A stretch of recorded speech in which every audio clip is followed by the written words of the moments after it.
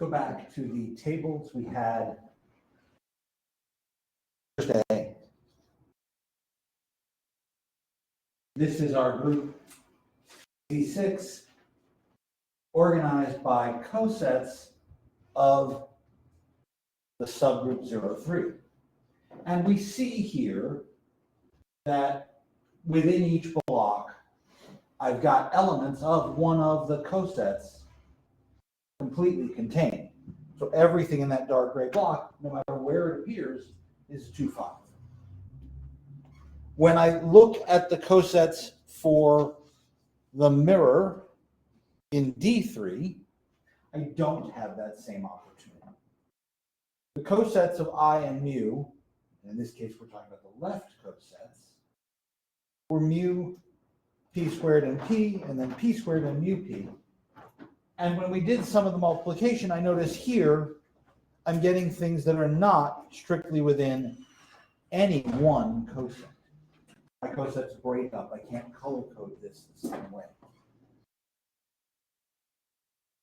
This, therefore, forms a group. A group in and of itself, based on the color code. Wait a minute. Hang on a second. If I have a group, I have to have an operation on that group, right? So now I need to create an operation in the group of these things. What the? All right, wait a second. Just a second here.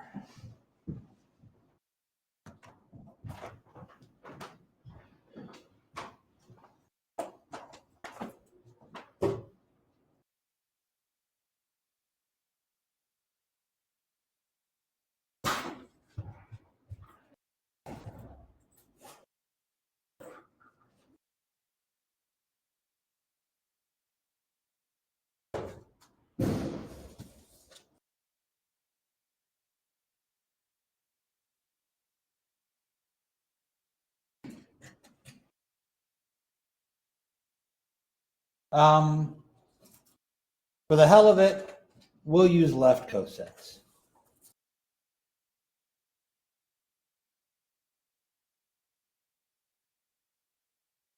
All right.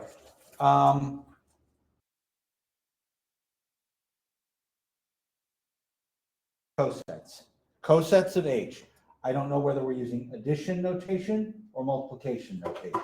So by default, I'm going to use multiplication.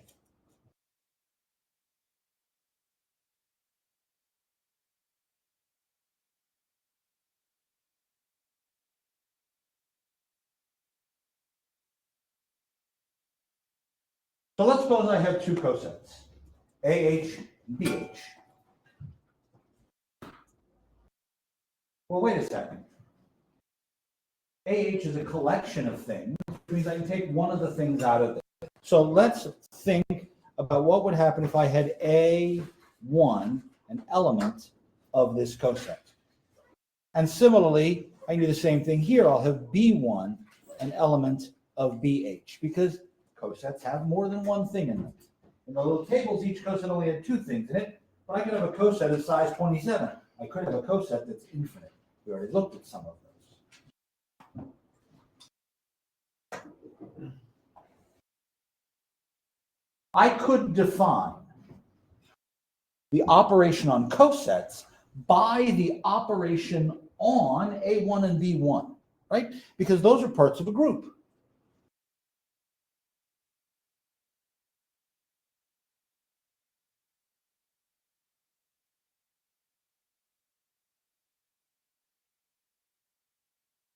And the operation on a group is closed. So I know that A1, B1 is in the group. And if it's in the group, it's in some coset.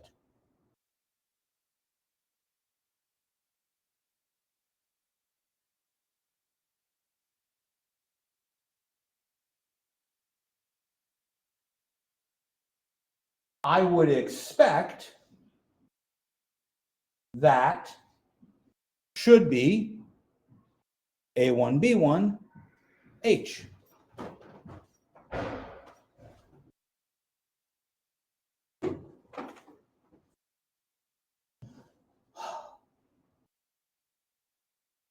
However, this operation is only well defined if the coset I get from there, A1B1H, is the same no matter which things I pick in AH and BH.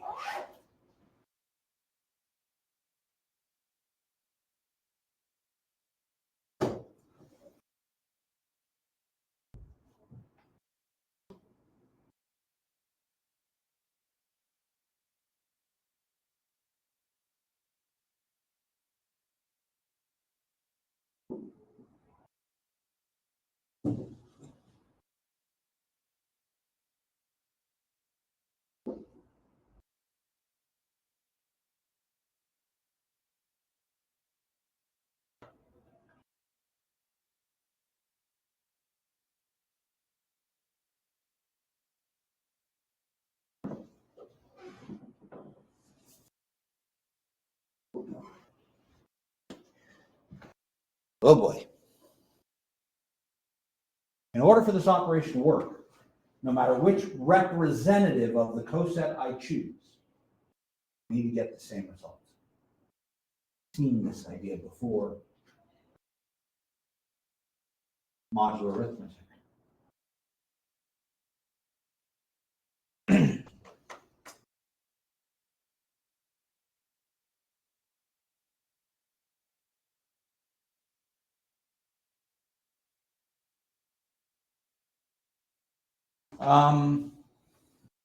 Somebody pick a number. 5. Okay, if I use 5, then I'm looking at the integers mod 5. Okay, wait a second. 5z is a subgroup of the integers, isn't it? As a matter of fact, if this is our h, then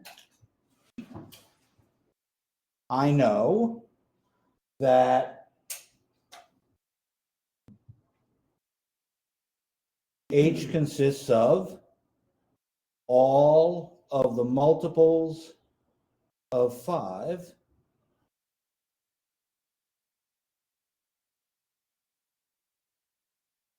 in the integers, right? And there are clearly 4 additional cosets. Those that have remainder 1, those that have remainder 2, remainder 3, and remainder 4. Those are my cosets. But if I have 2 different elements,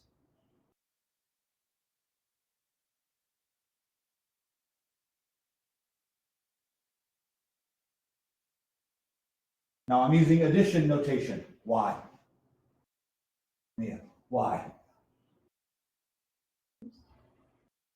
And the integers are almost always, when I'm using the whole integers, they're an additive group, so we use addition.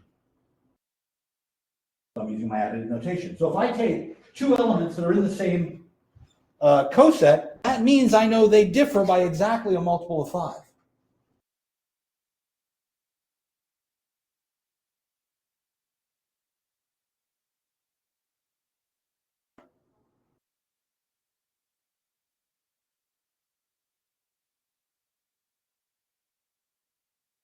I don't know what multiple of 5. They might be 20 apart, they might be negative 55 apart. It doesn't matter. It's some multiple of 5.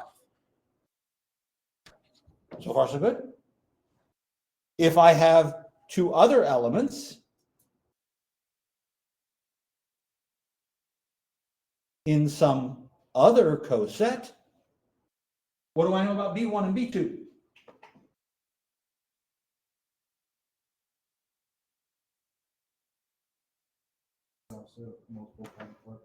Okay, same thing, only I might have a different integer.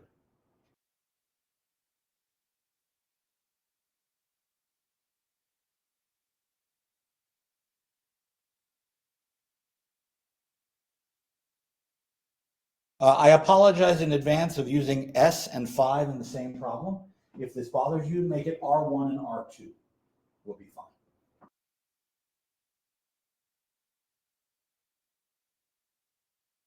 Consider what happens when you add A1 and B1 versus when you add A2 and B2.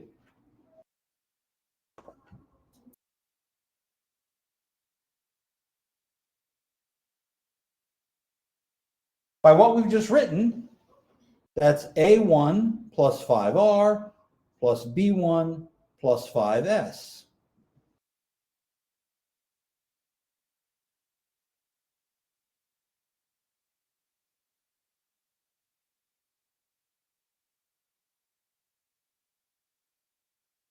Wait a second.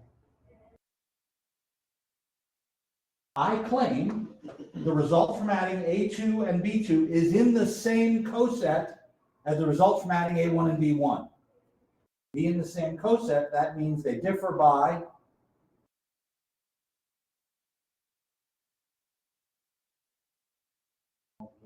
some multiple of 5.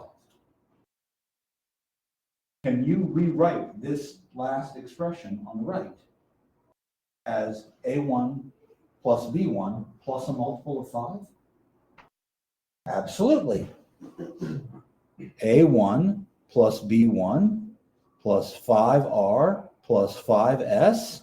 That's A1 plus B1 plus a multiple of 5. Hey, wait a minute. Why am I allowed to do that?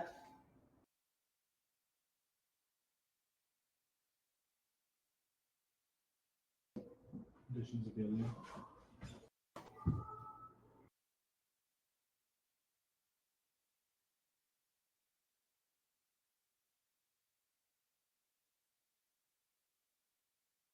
But that's specific to addition to the integers.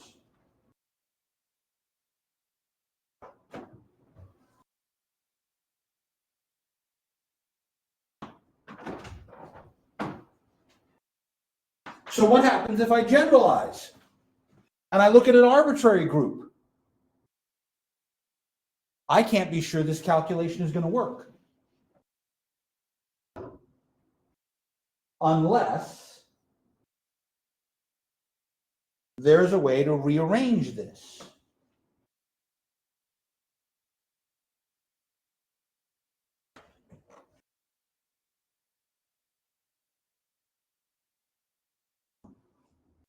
Let me switch back to my general multiplication notation.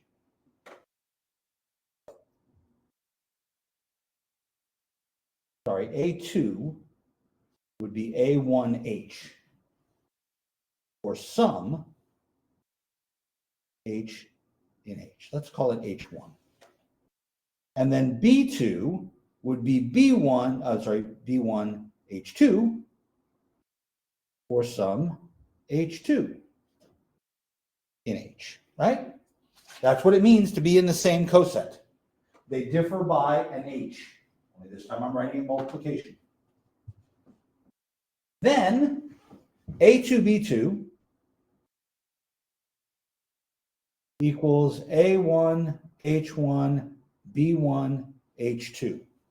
And my problem is right there. I want to be able to switch those.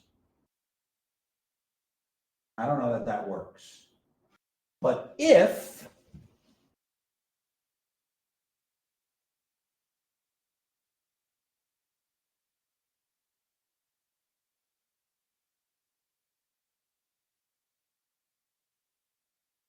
there is a way to switch that, then I would get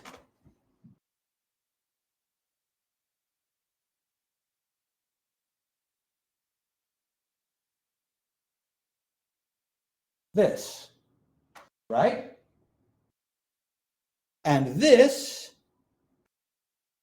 is a product of two things in H,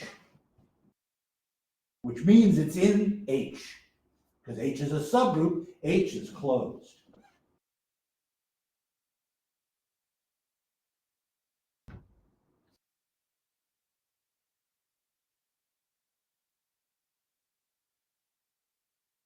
So this is the critical sentence right here. Even if my group is not abelian, if I can switch just with H's, then it works. Wait a second. This has the B on the left, which makes it part of the left coset of B. This has the B on the right, which makes it part of the right coset of the same B. So I know that that boxed sentence is going to work if my left cosets and my right cosets are the same.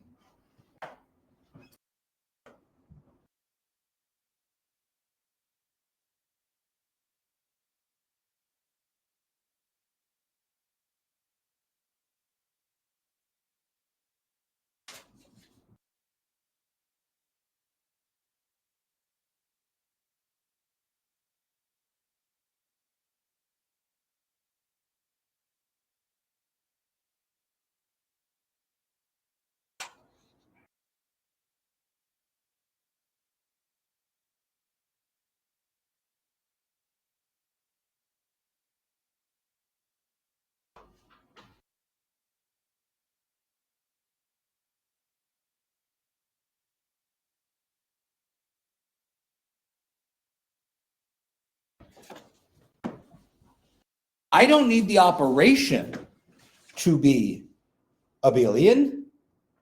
I need the cosets to work out abelian. Even if the group isn't. Oh. All right, wait. This isn't going to happen all the time. We've seen that. Right here. In this one, Z6, the group is abelian. That's perfect. The group is abelian, all the left cosets and the right cosets are the same. But down here, they weren't. We did that last week. So I know there are cases where this is true, and there are cases where this is false. Depends on the subgroup.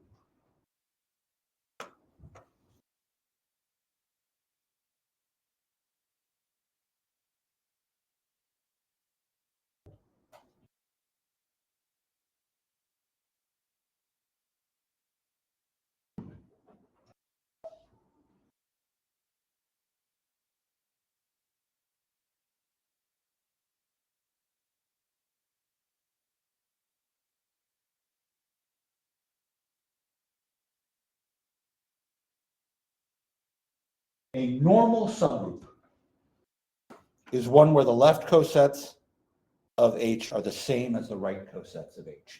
And since this is my symbol for subgroup,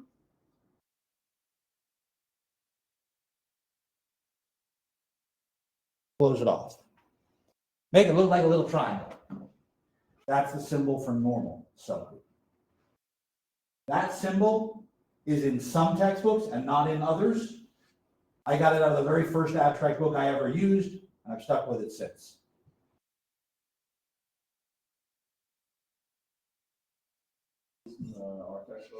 That's a question. It was in the last edition. I don't know if it's in this edition. Sometimes it is, sometimes it isn't. They put it on some pages and not others. And that pisses me off. Twitch, twitch, twitch. Last week, we came up with at least one subgroup we always knew had this property. What subgroup was that?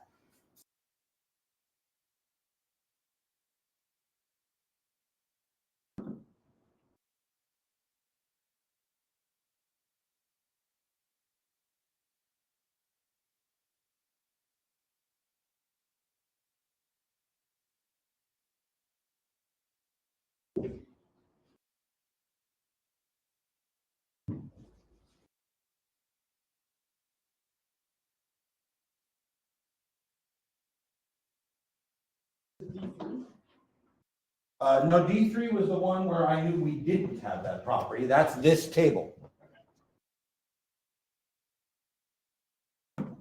Kernel. Aha! For any homomorphism from group A to group B, the kernel of that homomorphism is a normal subgroup.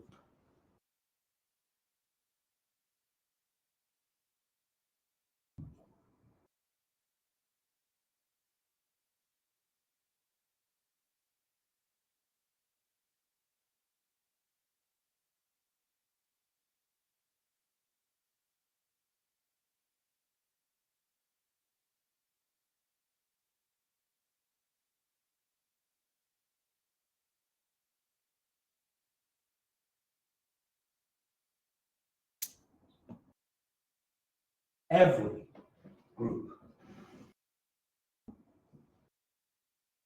has at least one normal subgroup. However, it is possible that this could be a really useless subgroup, right? If instead of a homomorphism, we had an isomorphism, what do I know about the kernel of an isomorphism?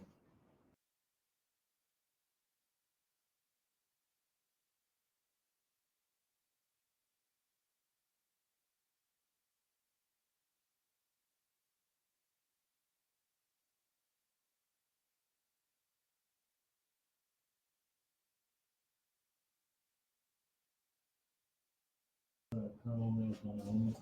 And if it's a group and it only has one element, it's just the identity. Okay, that's not very helpful. That's just the subgroup E. And then G times H is G times E, which is just G. And H times G is E times G, which is just G. This is kind of stupid. Every coset has size 1 and contains one element. It's boring. And that's because an isomorphism is 1 to 1. The only thing that's going to map onto the identity is 1.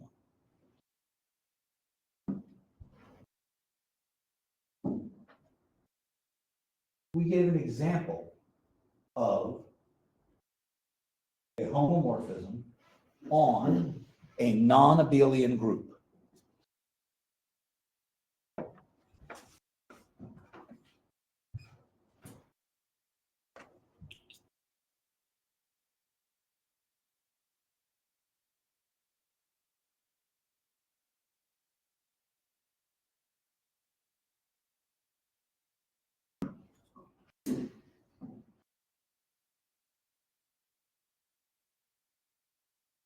SGN of sigma, sine of sigma,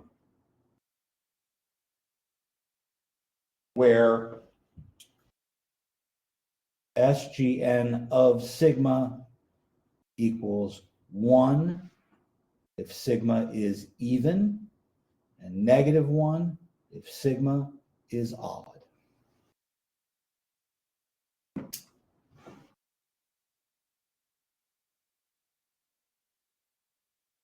The kernel of this homomorphism has a wonderful special name. What is it?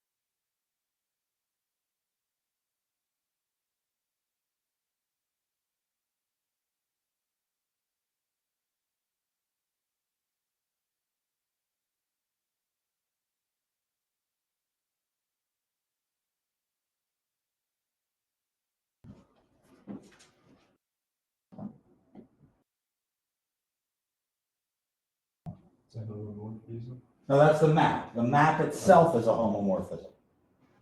The kernel of this is all the stuff that maps to the identity.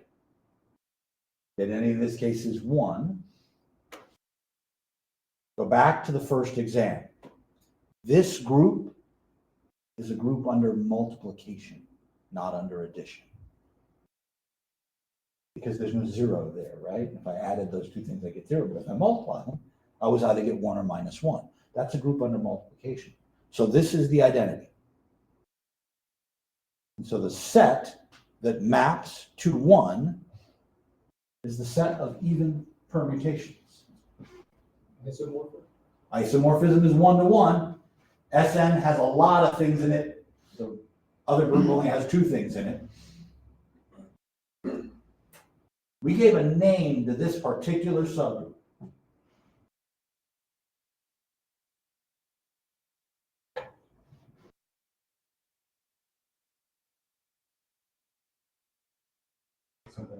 It was A sub n, the alternating group on n letters. Sn is the symmetric group. An is the alternating group.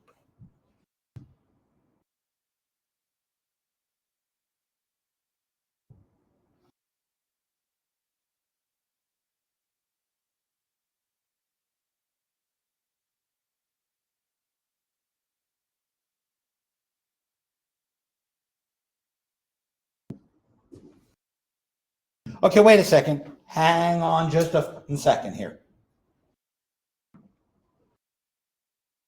Exam 1. We used that right-hand group, 1 and negative 1. And we were told to find an isomorphism between it and Z2, the additive group 0, 1. There was only one way to fill out the table. And we showed that when we did it, we filled out the table the same way.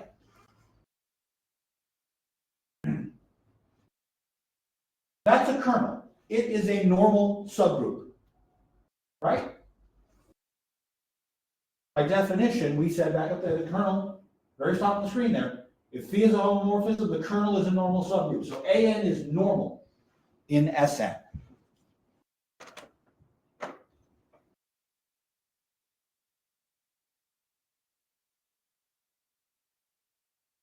No matter what n is, and by the way, that means that we've got n factorial permutations on n being any integer, right? So if I had, any natural number.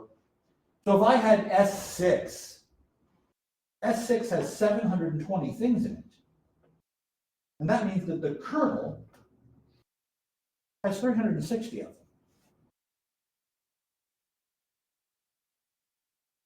The other 360 go to minus 1. Why do I know it has to be 360 and 360? Almost. That's why we gave it the name, but that's not the reason. That was because H has, or because in this case, Sn has to divide An?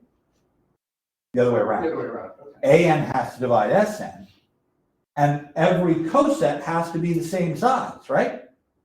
So the left coset of An has to take exactly as many things as An itself, and since there are only 2 places to go, 1 and minus 1, cosets have to split it evenly in half.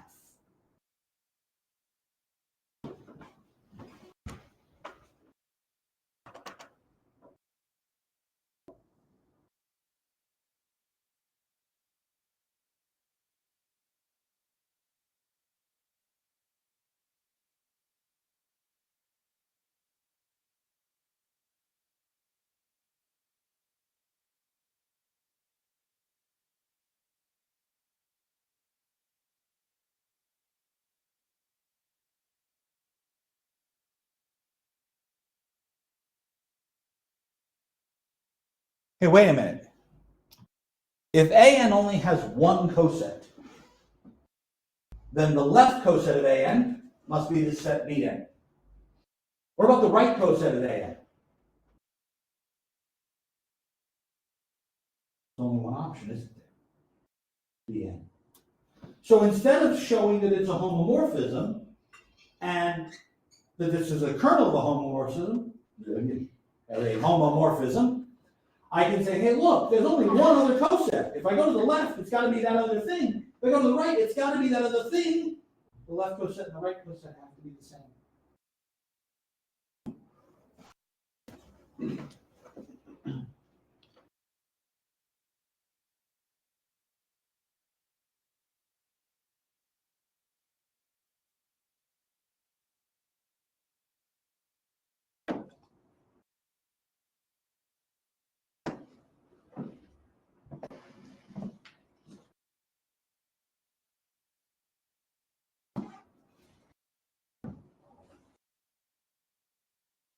Now, this is a pretty important example in my head because this is a case where clearly this group is not abelian.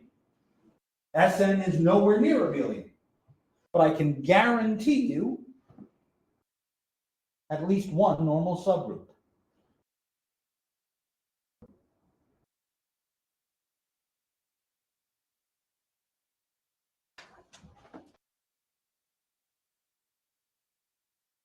S3, right? S3 only has 6 things in it.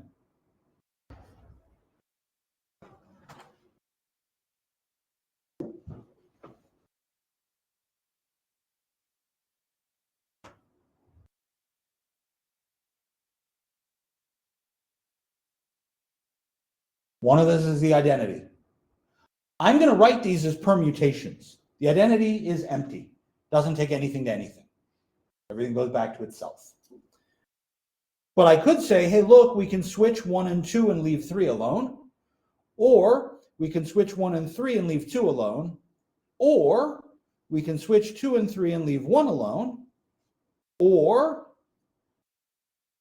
I can take 1 to 2 and 2 to 3 and 3 back to 1. Or I can take 1 to 3, 3 to 2 and 2 back to 1. Those are all the possible permutations that live in S3.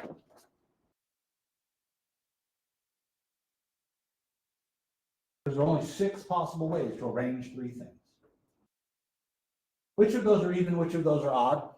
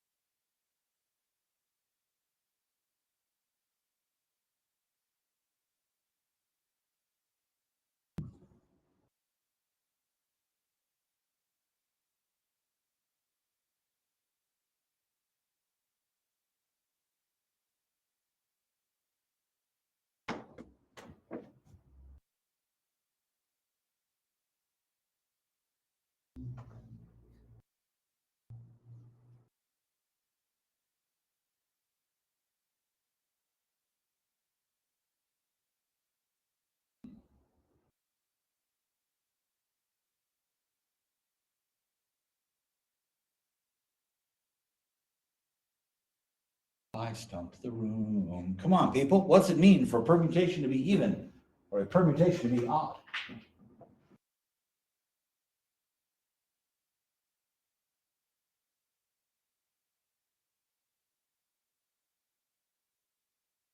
Double check. Is it the order of that permutation? So like E has 1 element, so it would be an odd group because it has 1 element? No, okay. It's based on that, but it's not equal to that.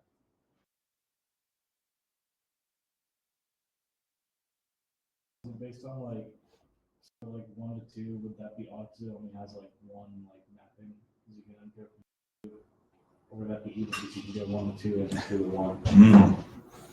Or one of those, right?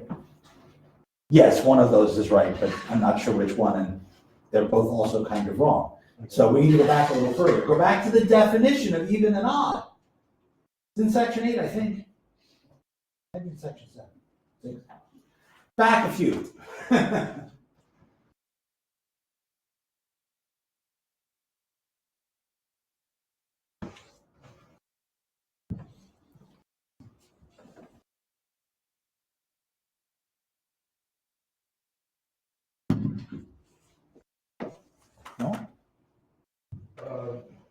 Is it considered even if it's like transpositions can be even? I have to break my permutation into transpositions. I have an even number of transpositions, not an even number of elements. Transposition 1 to 2, 2 to 1. That's one transposition. So this is one transposition. It's odd. This is one transposition. It's odd. This is one transposition. It's odd. What about this one? Take a permutation and write it as a product of distinct transpositions. You were asked to do this on the homework. That'd be 1 to 2 and then 2 to 3. That certainly works. Which makes this even. And this is 1 to 3 and 3 to 2. So this is even. And this is 0 transpositions. And 0 is even.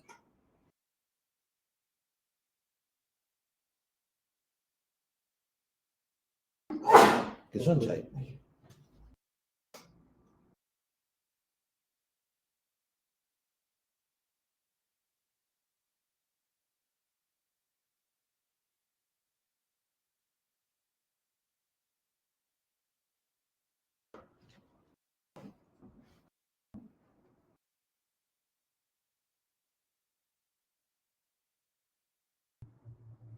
Please notice there's only one coset to AN.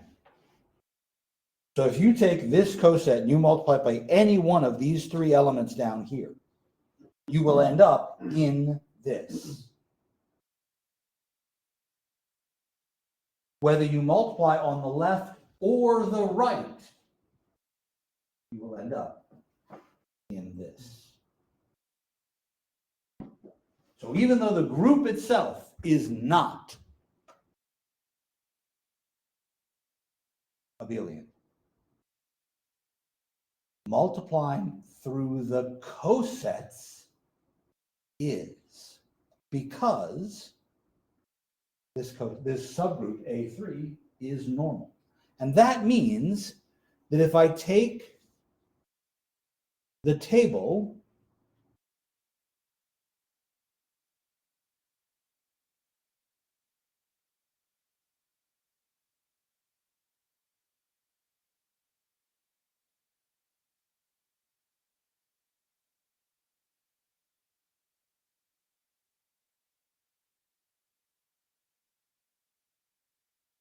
and I do all this multiplication,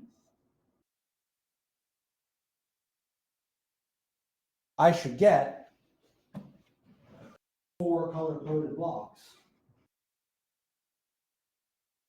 If we go with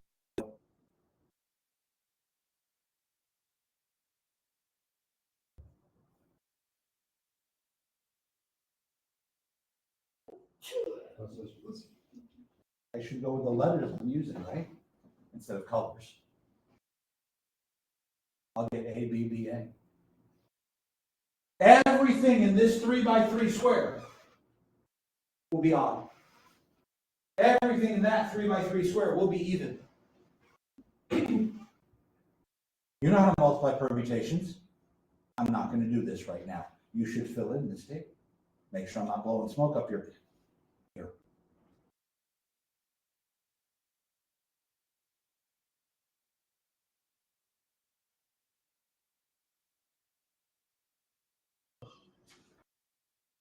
Questions? Should we write an operation for this if we decide that it's multiplication? Well, I mean, it's permutations, right? Isn't permutations always that multiplication, That's right. that concatenation? This is another case where, as Mia pointed out to me, we don't write the operation because it's assumed you know which one it's supposed to be because of the type of group it is. When I'm working in permutations, I'm doing that permutation multiplication from right to left.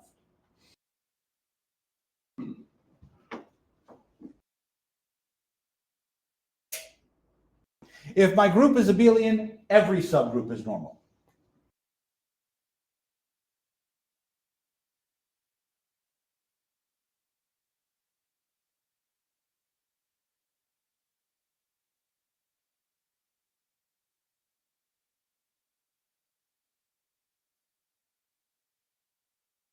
So in abelian groups, this always works.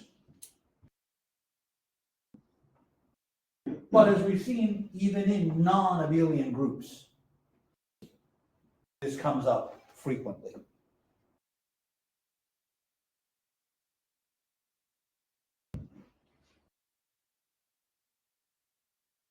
Linear people.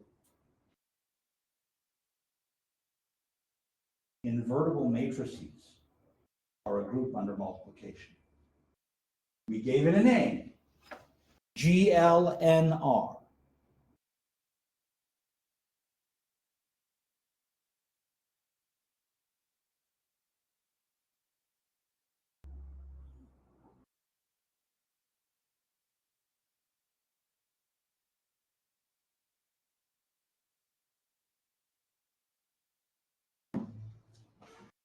A homomorphism from this group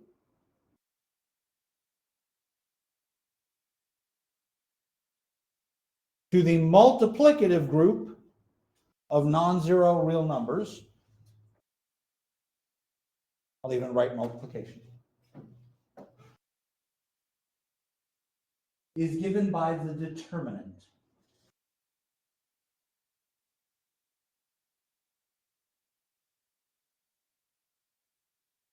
Because the product of two matrices, the determinant of A times B, is the determinant of A times the determinant of B. You should have proved that in linear already at least once.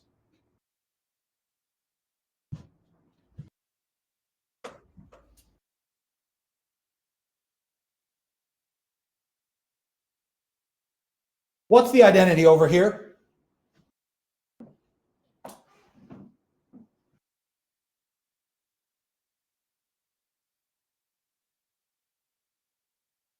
One. So if I look at the set of matrices,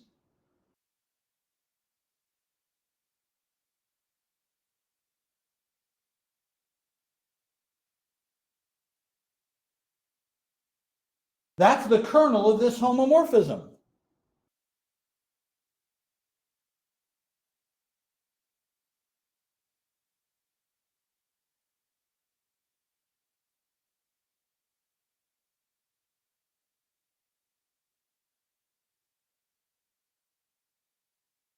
Which means that set is a normal subgroup.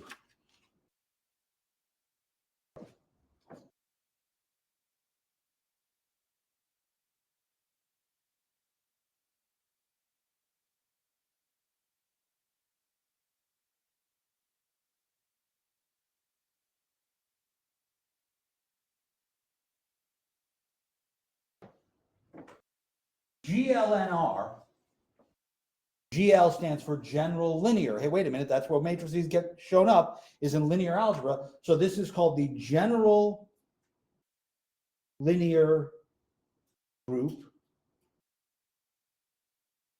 of size n on R. On because the entries are R, real numbers. This special subgroup, things of determinant 1, is therefore called the special linear group.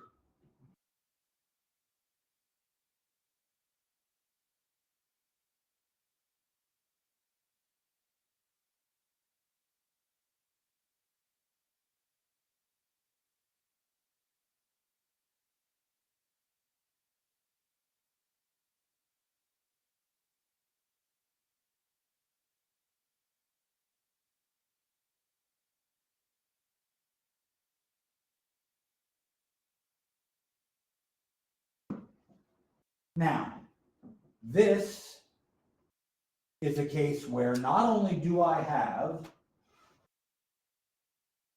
a normal subgroup of infinite size, but I have an uncountably many infinite number of cosets. Why?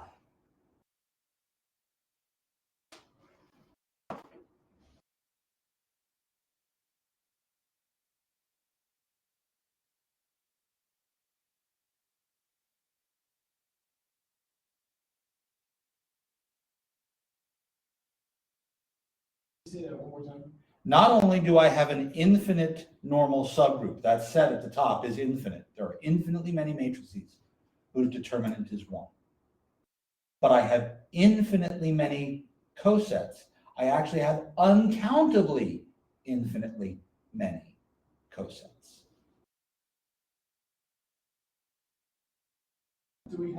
Are there countably is there a countably infinite number of those whose determinant is 1 as Nope. well? A itself is uncountable. Is it because there's like a infinite amount of row operations you can do on each matrix to get keep the determinant 1? But that would just tell me that A itself was uncountable. The SL and R, the normal subgroup is uncountable. Why are there uncountably many cosets?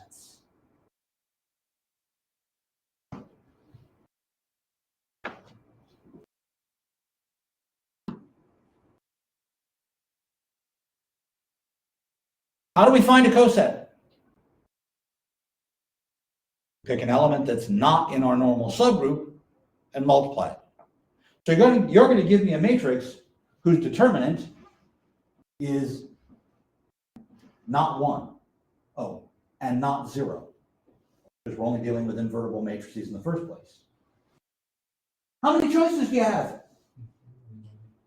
Not just infinitely many, uncountably infinitely many, because you can pick any real number you want. You could pick 1/2 or 17, or you could pick the square root of 8 or the cube root of 93. And that's 1 for every real number in R star, and the real numbers are uncountable. Now you're right that there are infinitely many operations I can do while preserving the determinant being 1. Take the identity matrix. The identity matrix has a 1 in the upper left and a 1 in the lower right and 0 everywhere else. 2 by 2. Well, change one of those 1s to an A and change the other one to 1 over A. And that's still 1 when I do the determinant. AB minus BC. Okay. And if you've got a bigger matrix, just change 2 of them and leave the rest as 1s. You got a lot of matrices in this SLR group.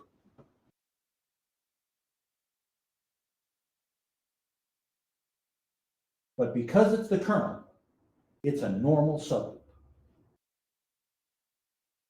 And again, that means if I multiply by a matrix on the left, I get something whose determinant is the same as if I multiply by that matrix on the right, even though matrix multiplication is not commutative.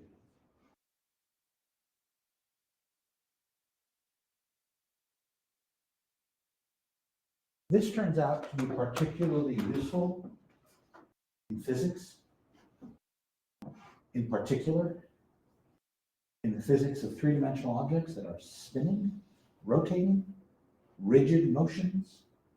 There's so much crap here that linear is good for. Anyhow, I claim that our idea of being able to work in cosets, multiply within cosets, add within cosets, regardless of whether I'm working on the left or the right, is going to be well defined if and only if I'm taking cosets of a normal subgroup. That's a powerful statement.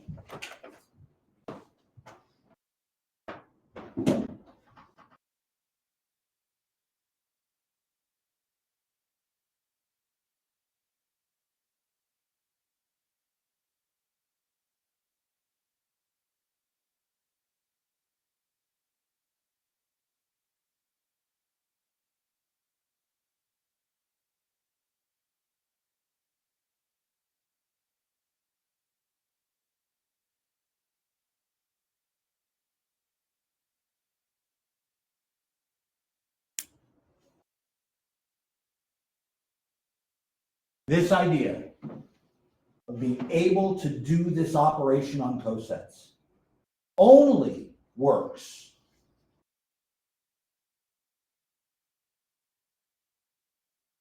when H is well defined, when H is normal.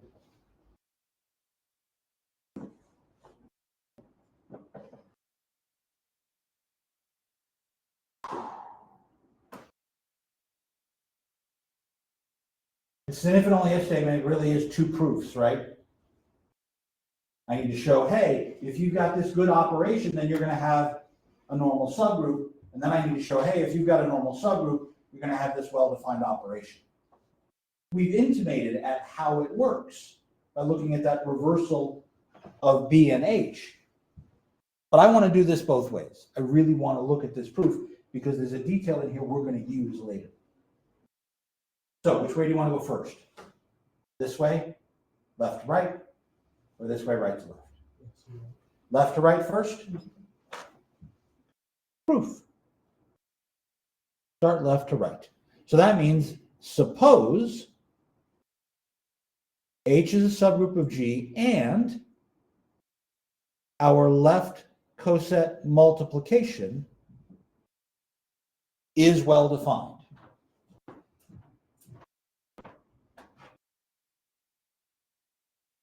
My goal is to show that H is normal. So I'm going to write down that what I want to show is that AH is equal to HA for all A. That's what it means to be normal. Your left subgroup and your right subgroup are the same.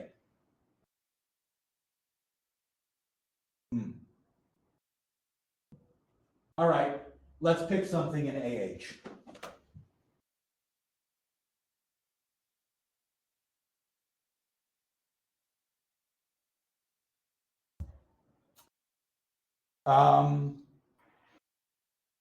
I also know that I can look at A inverse H, right? That's another coset. And I know that A inverse is an element of that coset because it's A inverse times the identity. The identity is always in a subgroup. Well, then I know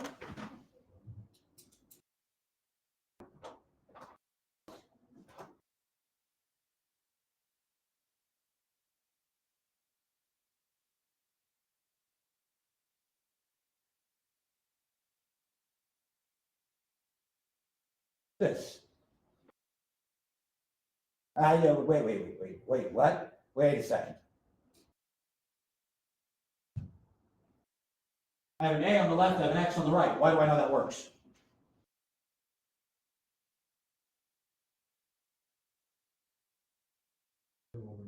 I have an A on the left and an X on the right. My definition is that AH times BH is ABH. Why is this X here?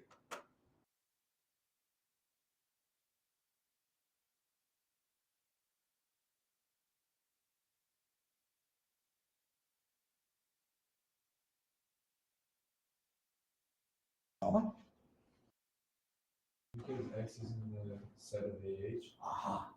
And it doesn't matter which representative we use in our coset.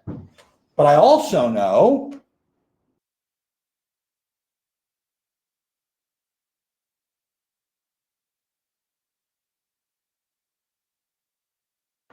that that's in AA inverse H. But what's AA inverse? The identity, which makes this just plain old H. Oh, wait a minute, that means that XA inverse H is also equal to H, and that means that XA inverse is equal to H for some little h in capital H, isn't it?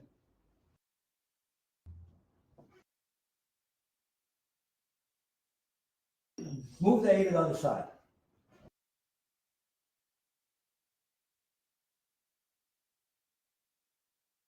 What do you get on the right? Oh, Be careful. Yeah. HA. I've got to multiply on the right. Wait a minute. That means it's something in H with an A on the right. Isn't that an element of the right coset? Where did X start? The beginning of this proof statement? But everything in the left coset is now in the right coset, which means the left coset and the right coset. Wait a minute, this is only one way. The left coset is contained in the right coset. Everything that shows up in the left coset also shows up in the right coset. Which means I need to do this again going the other way. like one more time. Which part? Like that last part. I Okay. was confused. Okay, so what we have just shown is that if we start with something in the left coset, then it's also in the right coset. So everything in the left coset is contained in the right coset.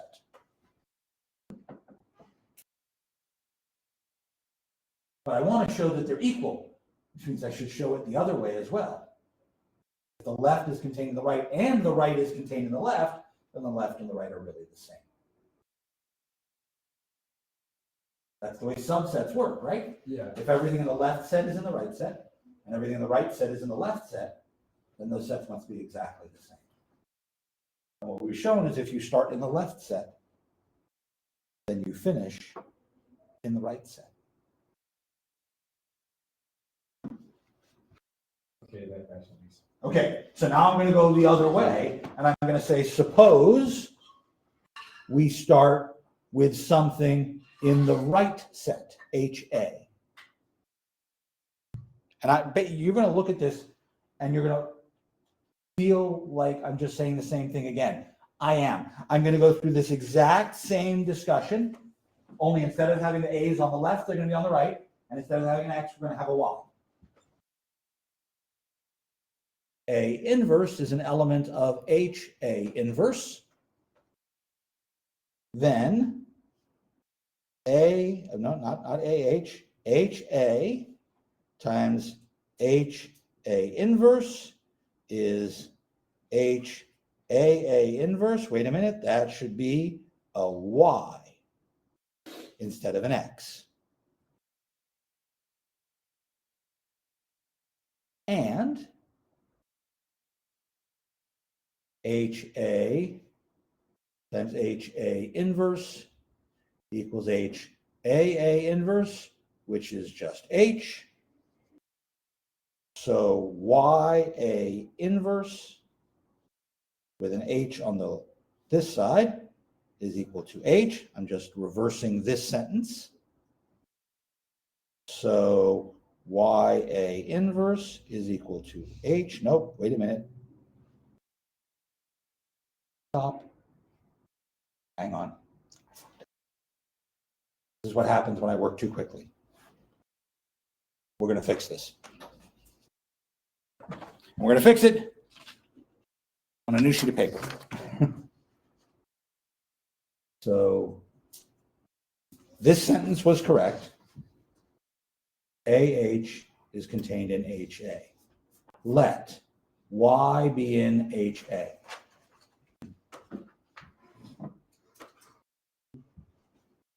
A inverse is in HA inverse.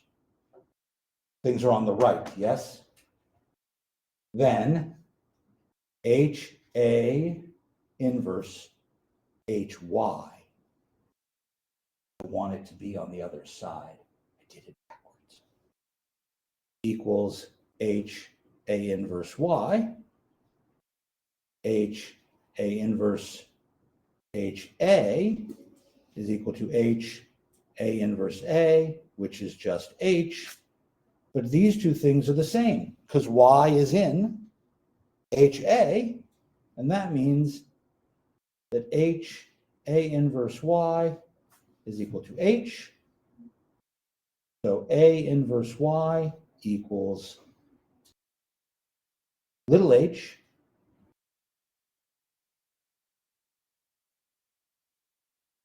And that means that y, I have to multiply by the a on the left, and that's in AH. I started in the right, I end in the left, so HA is contained in AH, therefore the left and the right are the same. Oops. I did my multiplication backwards. I apologize.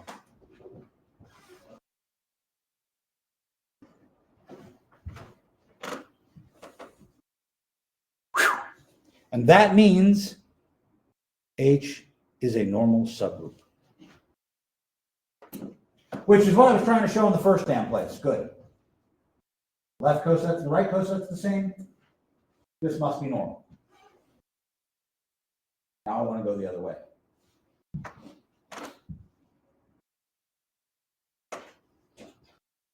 So I start with the multiplication. No, I start with the normal and show the multiplication. Suppose H is normal in G. I want to show that AH times BH is AB times H for all A and B.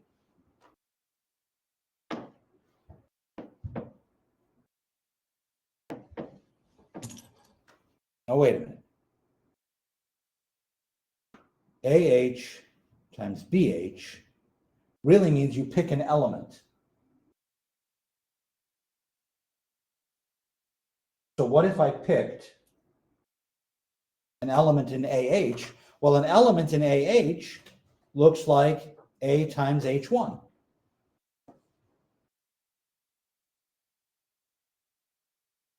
And an element in BH looks like B times H2.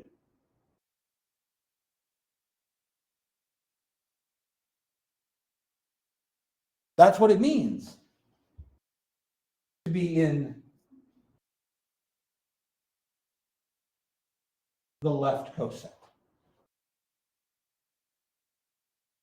And if I multiply these two together, I get AH1BH2. And that, what the hell is that?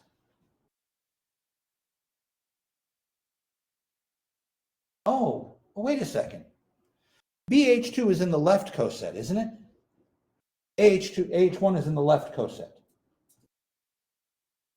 But that means, since this is a normal subgroup,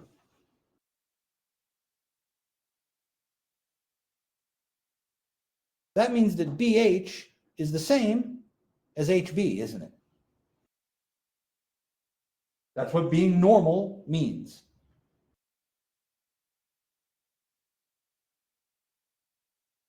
Hey, here's something that's in that coset.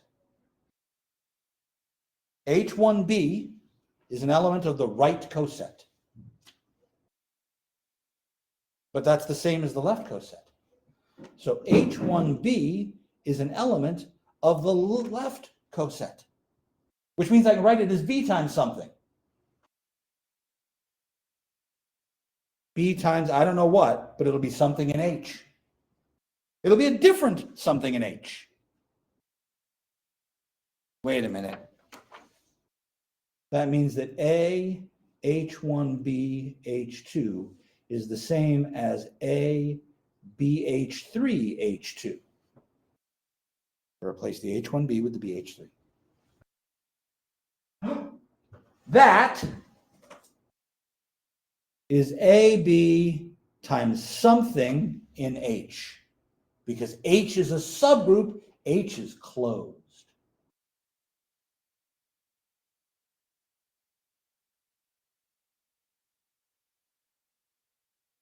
And that means my multiplication is well defined.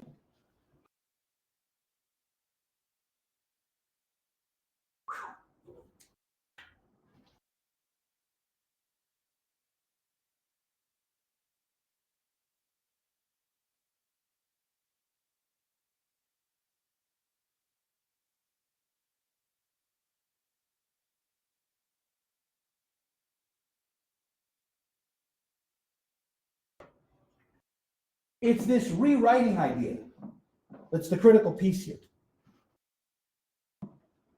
Excuse me. Questions?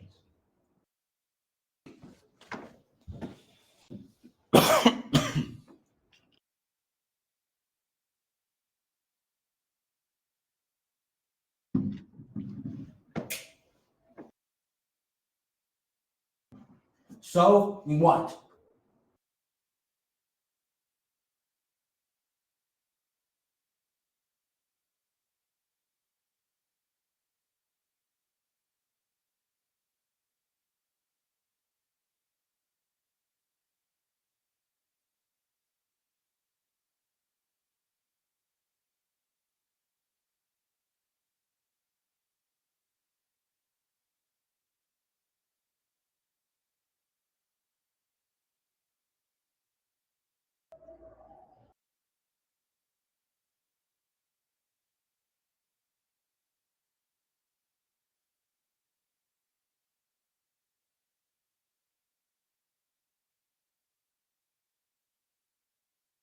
The so what is that now that I have a well-defined operation, I claim my pile of cosets is a group.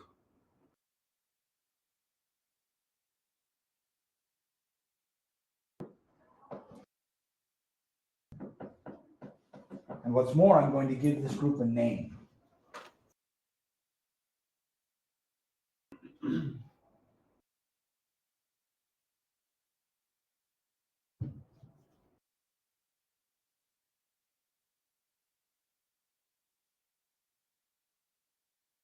I'm going to call it G mod H. I'm just going to write it as G divided by H.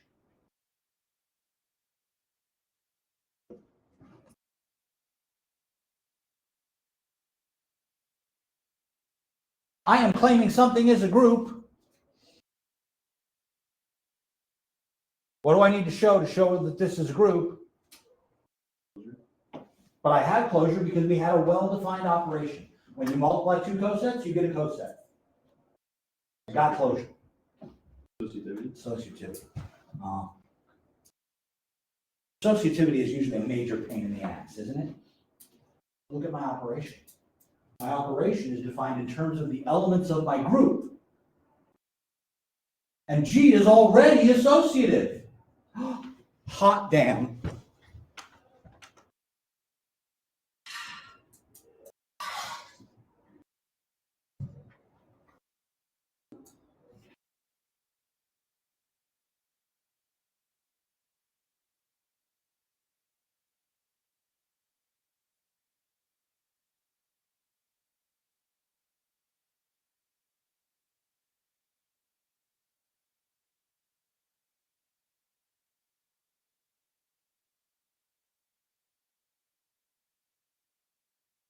That's what happens when I do my coset multiplication, right? Multiply the things in the parentheses. That means I put the A and the B together. The C is still on the outside. Then I put the AB with the C. The ABs are in parentheses. But G is a group, so multiplication A, B, C in the group is associative.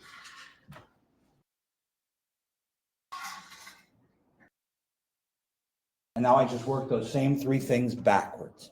I split off AH from BCH, and then I split BCH into BH times CH, and that shows my associative behavior.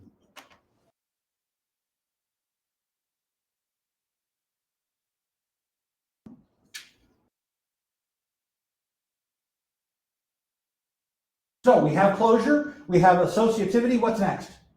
Identity. I don't have an identity element. I have cosets, right? This collection of things is a collection of cosets. What coset is going to act like the identity? It is just H.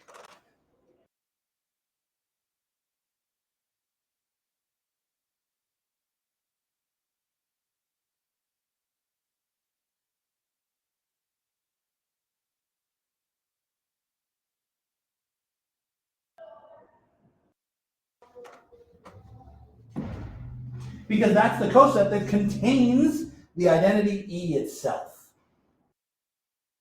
Perfect. One more to go. But now that I know what the identity is, I know that I should multiply something that gives me that identity, right? I should get EH. So to do inverses, I need to know what the inverse of AH is. But that's whatever I multiply AH by to get EH.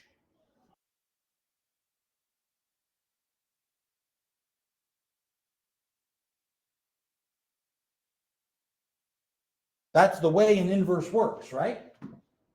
You multiply it by thing and you get the identity. But that's the same as trying to know what I multiply A by to get E. What do I multiply A by to get E? I use A inverse. So AH times A inverse H is A inverse times H, which is EH, which is the identity I wanted. So the inverse of the coset is the coset of the inverse.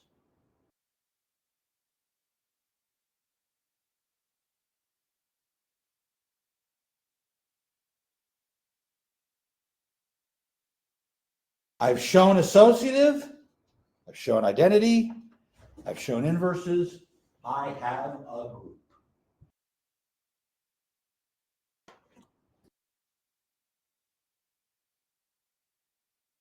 I am going to call G mod H is the factor group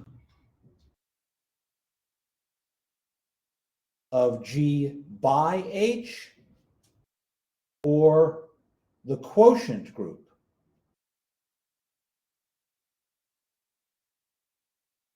of G by H. But we still read it as G mod H. Gee, I wonder where we got this group idea name from.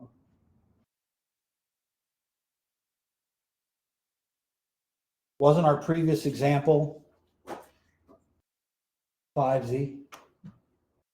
We knew that was a normal subgroup.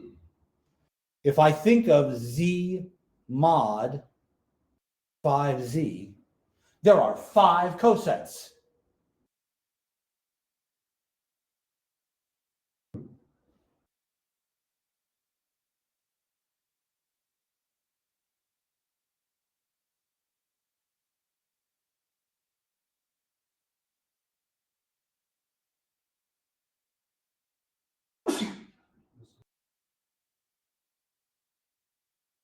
Please notice that I've written them as right cosets rather than left cosets. Why? Because it doesn't matter what side I write it on, this is an abelian group. If I consider the arithmetic on cosets here, that turns out to exactly operate the same way as Z5.